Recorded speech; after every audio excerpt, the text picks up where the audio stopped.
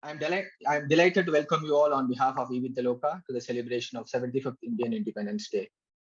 It's my pleasure to invite Professor Krishnan, Director IIM Bangalore, as chief guest on this occasion.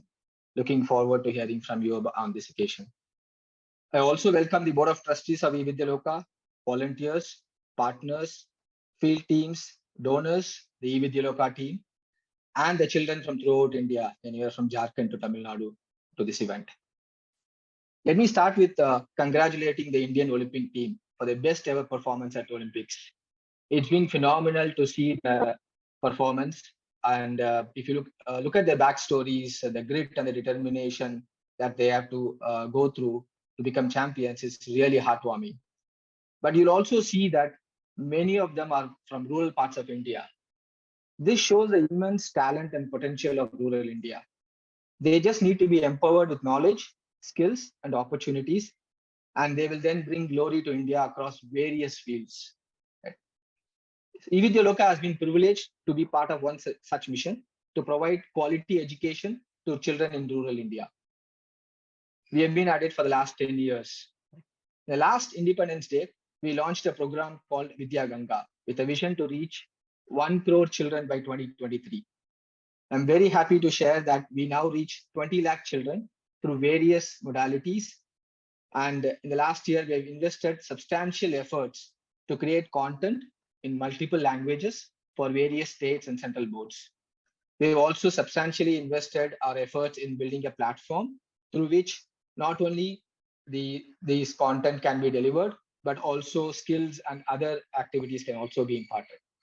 As part of this, we have also launched a digital school offering via an Android app for self and facilitated learning for students to participate and learn in a facilitated and also get live teaching support. So we also substantially increased our partner network throughout India, who is helping us to reach students at this grassroots level. I take this opportunity to thank everyone who make this day happen day in and day out. Overall, it's been a great year of learning for all of us at eVidyaloka, and we hope to reach our goal of 1 crore children by 2023. With that, I once again welcome you all to the Independence Day celebrations. Jai Hind. Back to you, Anand. Thank you, Rishi.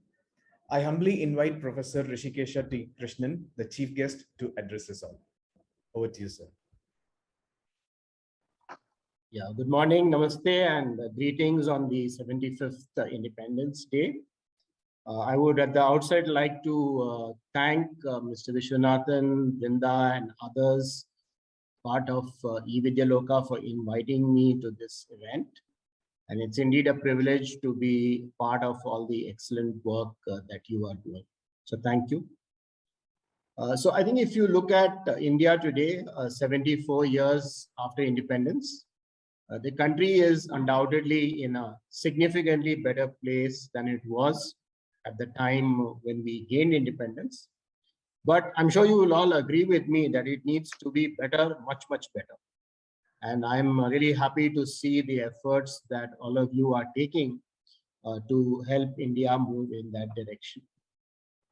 Now, Dr. B.R. Ambedkar, who was the chairman of the Constitution Drafting Committee and of course played a huge role in the development of the Constitution, he on many occasions underlined how equality has multiple dimensions.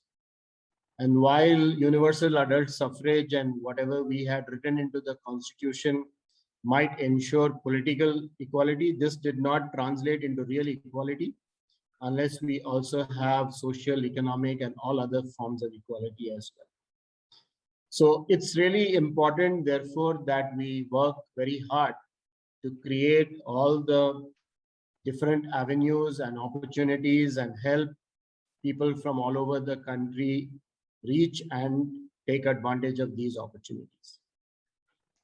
So one of the biggest challenges, I think, before us today, and this has been underlined many times, is how do we both create and enable access for all these opportunities to the millions of talented and hardworking people across our country.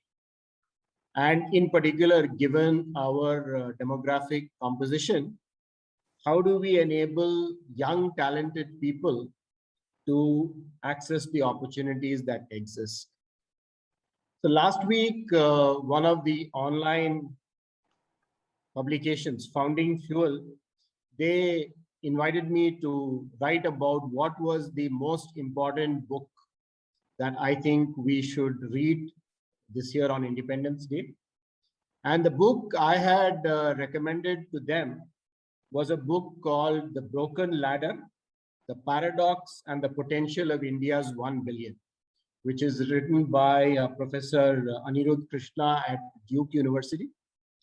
And in this book, Professor Krishna makes a very important argument. He says that people climb out of poverty individually. They are not lifted out by other people.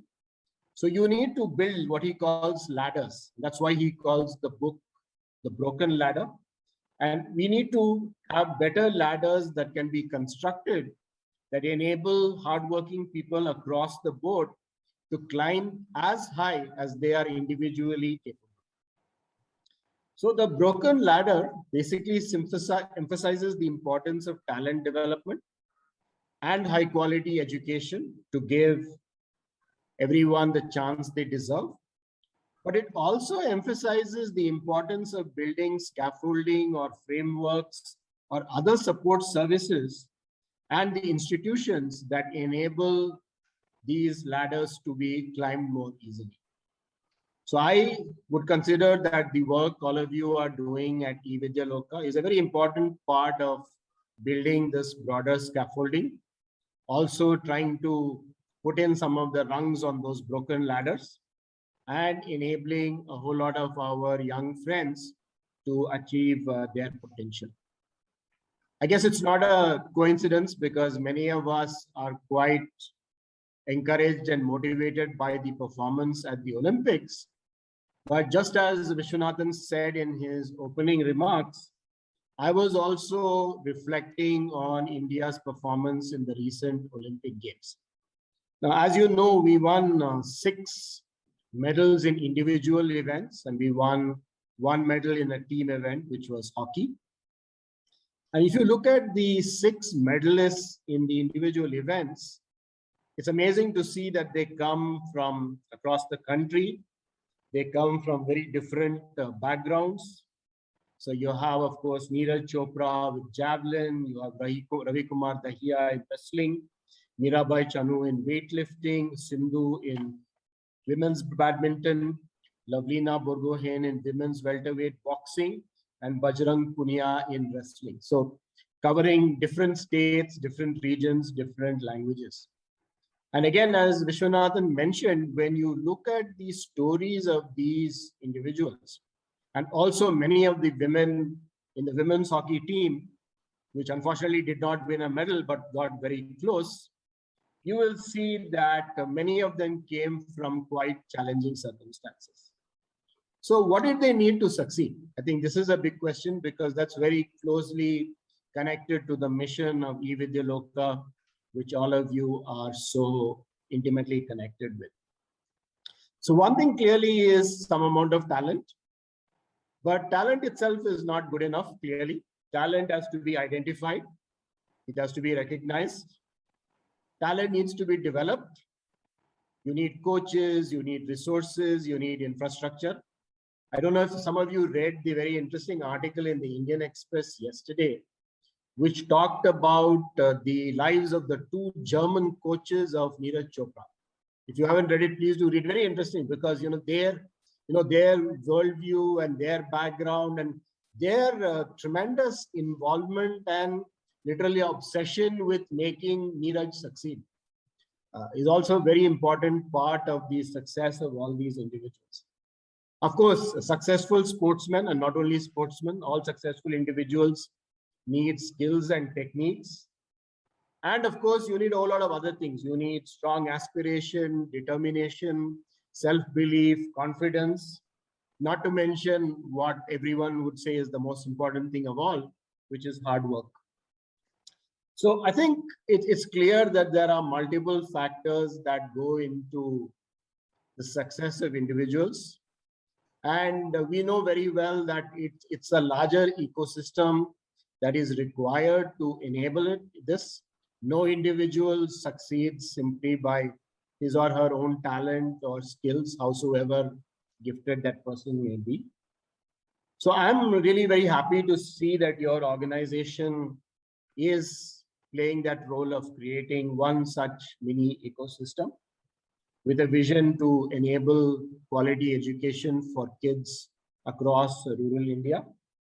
I particularly commend all your volunteers who are contributing to providing this really high quality education, leveraging technology. I think you've focused on quite an important group, which is the ages 10 to 14.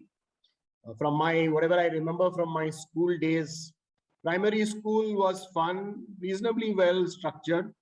Of course, once you got to 9th and 10th and so on, again, there was the board exam and you were under pressure to perform. But middle school is one time when things were not always the best. And I'm glad you're focusing on kids at that age, because I think that's a very important age to influence children. It's also, I think, a time when many kids start dropping out. So it's a good time to intervene at that period. So I'm happy to see that you've really upped your targets. I like that Vidya Ganga plan that you have. I think good to have ambitious targets, even if you don't finally reach that ultimate number, it's fine, but you'd still stretch to get as far as you can. So good to see the large number of teachers involved, the huge number of students benefited. So I was on a panel last evening where we were discussing challenges in employability in India. And one of the things on which the panelists reach a consensus was that perhaps school education is the most important stage in education. And that unless you address many of the challenges of education at the school level, you're not going to be able to create the kind of well-informed, well-educated citizens that we need. So without doubt, you're all addressing a very important problem. I mean, all strength to you. So my best wishes, of course, to all the students who are enrolled in your programs. The students, I think, have many opportunities ahead of them, many opportunities to dream, to achieve those dreams. But I think I would just recommend to all of them that please take inspiration from the Olympic winners. There's no substitute to hard work. And of course, you need all the other things. You need skills, you need techniques, you need good mentors, coaches. All that is required, but you have to be determined, you have to be undeterred, you have to persevere if you ultimately want to get there. So my best wishes to all the students, and I'm sure all of you will do well. Please keep at it. And once again, let me thank the eVidyaloka team for inviting me. And I wish you all the best in your work going forward. And again, greetings on the occasion of Independence Day. Thank you.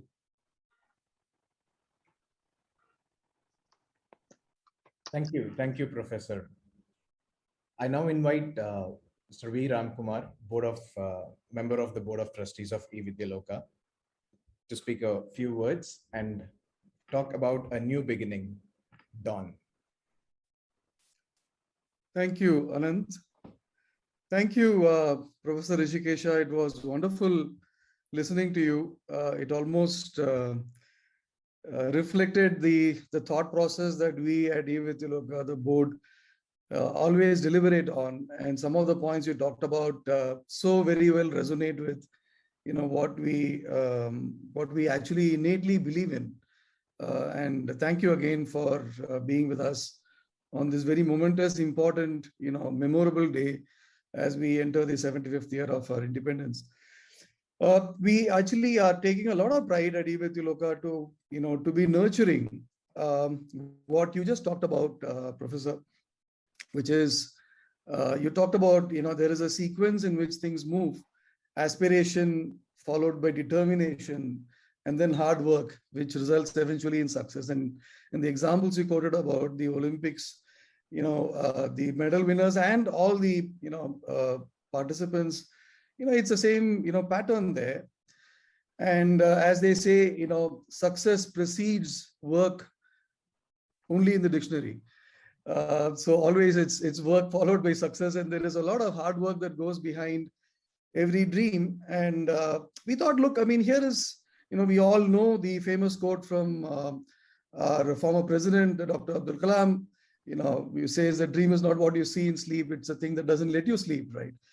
And here is the opportunity for us, we thought was important to have people who have grown up those broken ladders to the heights that they actually have reached, to reach the pedestal of what people see as having been successful, and success is defined in various ways, but people who have dreamt but have also walked that path, gone that distance, invested in hard work, and demonstrated what needs to follow those dreams, and not just keep those dreams, but actually have taken it to its logical progression. As Rudyard Kipling, we all remember the poem, if we studied in school, which says, if you can dream but not make dreams your master. So take dreams to its logical progression. And if we could actually help our children be inspired by those who actually dreamt, but also tell our children on what next, what follows those dreams, not just about aspiring, but also having the determination and the hard work, if I'm borrowing your phrase, to take it to its logical conclusion, then what would that mean to our children? So we today take a lot of pride in launching what we actually call as the DAWN program.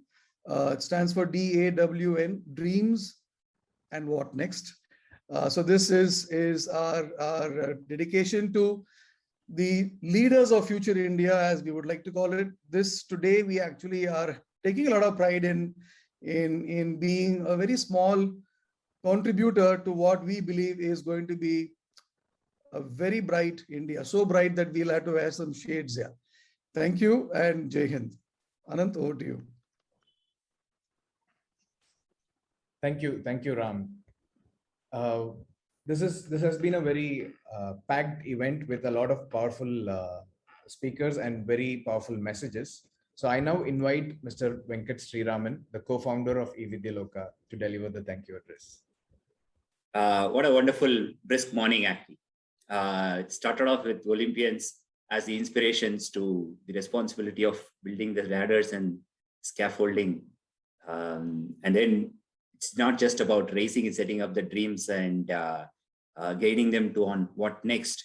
I'd like to take this opportunity to kind of share that eVidyaloka is really looking to transform into as a movement.